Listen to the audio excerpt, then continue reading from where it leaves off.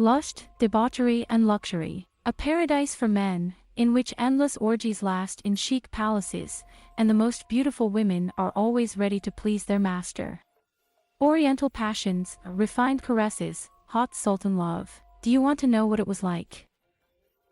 What was love and sex really like in the East? Is it true that wives here had the same rights as in Europe? Could eunuchs make love?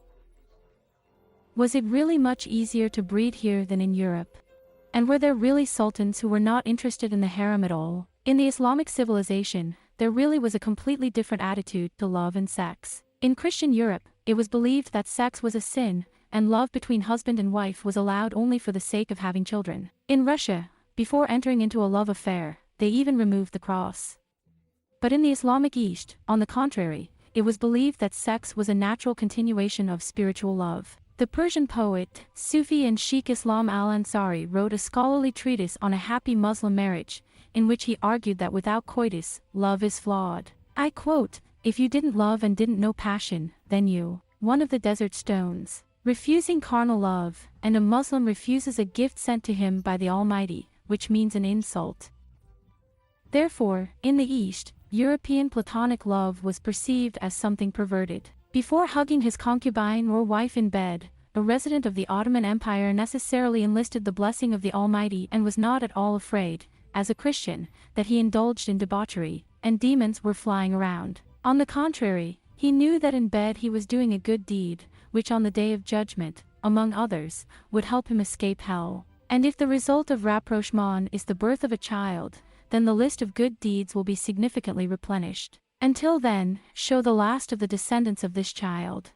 Such an attitude in the 18th century surprised Europeans, discovering the Ottoman Empire, and perceived as a complete approval of licentiousness. Europeans were shocked by the idea of harems. Rich nobles, on the wave of fashion, got themselves in the houses of the daughters of their less wealthy friends. But orgies, which became popular among the European aristocracy in the 18th century, were impossible in the harems of the Ottoman Empire. After all, in fact, there were many prohibitions in everything that concerned sex, which were strictly enforced. Any slave girl would have rebelled if the Sultan had offered her to share a bed with another woman.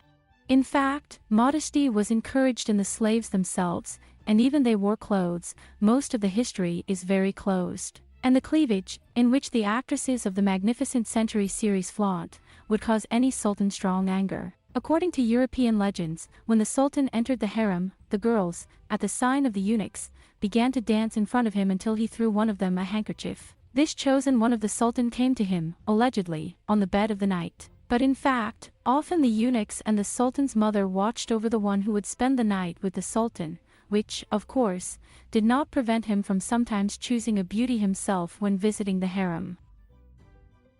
Tradition also prescribed that those who met on the love bed, even if they met only for intercourse for the first and last time in their lives, exchanged tender poems. Sultan Murat III is considered to be the greatest hunter of carnal pleasures among the sultans. Historians still cannot name the exact number of his children.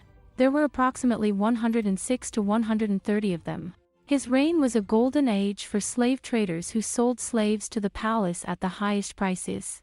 It is also indicative of the story of Ibrahimov, who, before ascending the throne, was imprisoned under the fear of being strangled at any moment and as a result of everything he experienced, lost his manhood. But when the court doctors cured him, he went all out. Every Friday and we supplied young virgins as a special dish. But the women of the harem were not enough for him. He even proposed to married ladies, which caused general outrage.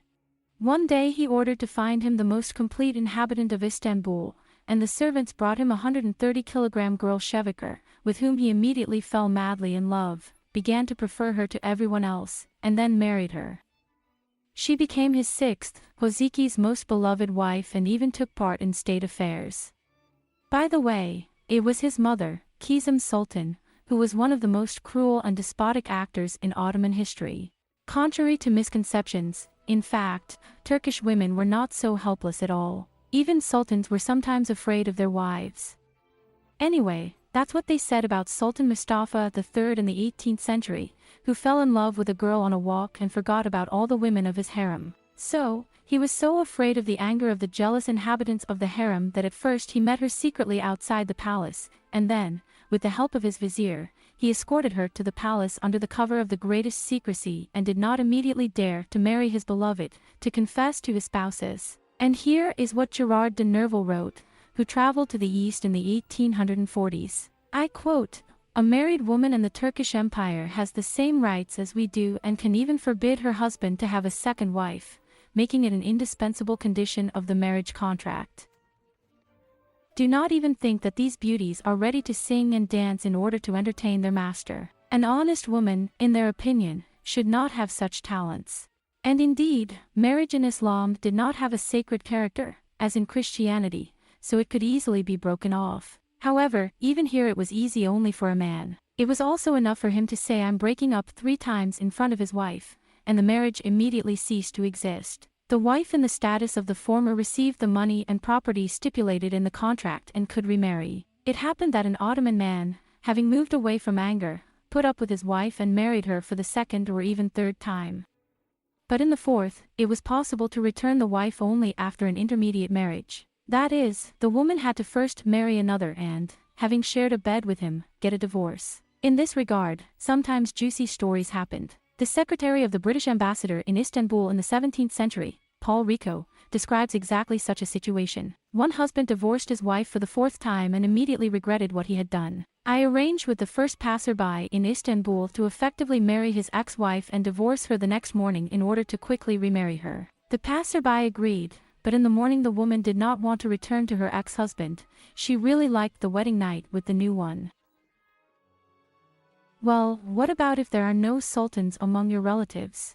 Ordinary Muslim women could also get a divorce, but only by a court decision. The reasons here should already have been serious, such as violation of the terms of the marriage contract, physical violence, and impotence of the husband. However, in the last 2 cases, the judges were in no hurry to make a decision on divorce. The judge gave the man a year to consummate the marriage. If he did not cope in a year, the spouses were divorced. The only ones who were allowed to enter the women's half of the house were eunuchs. But did castration really interfere with relationships with otulists? Despite the fact that the Sultan's doctors carefully examined the castrates, there are documents indicating the latter's connections with the slaves of the harem. It is generally believed that they had no craving for the opposite sex. But it turns out that those of them who were castrated at a very young age could eventually awaken an attraction to women.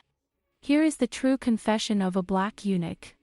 "Voluptuousness seized me and my body more and more, because there were always the most beautiful women around. They behaved frivolously and did not pay any attention to my presence. I could barely restrain myself from pouncing on their hands, lips, breasts. Then I realized that lust, not love, was guiding me. There were enough attractive girls in the palace with whom I could do anything, but it would end badly, so I decided to get married." And here is another authentic testimony left by a man who had worked in the palace for a long time and knew local life well. "I swear that these black traders are confused with slaves, that they will not earn, they spend on them and make love at any opportunity. They are said to be free from lustful feelings, but then how do they copulate? Strong are these dirty and black infidels. They hide girls bought from slavers in their rooms. When it comes to their mistresses, they are ready to bite each other's throats. I've worked in the old palace for 18 years and I know what I'm saying well. Will women get from a black eunuch what they get from a healthy man? If you want to know, I will answer you, yes, and maybe even more. 2 of my colleagues married slaves sent from the harem. A week later they divorced, because the wives had the courage to say that eunuchs in bed, much better. So much for the eunuchs. Pool in 1577. An enterprising pimp named Mustafa organized a system of providing special services in the harems of Istanbul. He found handsome young men and, under the guise of hairdressers and dressmakers, sent them to the women's quarters of the palaces. Such services were wildly popular among young spouses, thoughtlessly left unattended by their husbands, among young widows who spent long passionate hours in the arms of their hairdressers. But one day one of these dressmakers was caught doing such work and after being tortured, they were forced to confess everything. Mustafa was arrested, and his gang was dispersed. This shocking revelation made the husbands think for a long time. By the way, the largest number of divorces in Istanbul was just in 1577 year.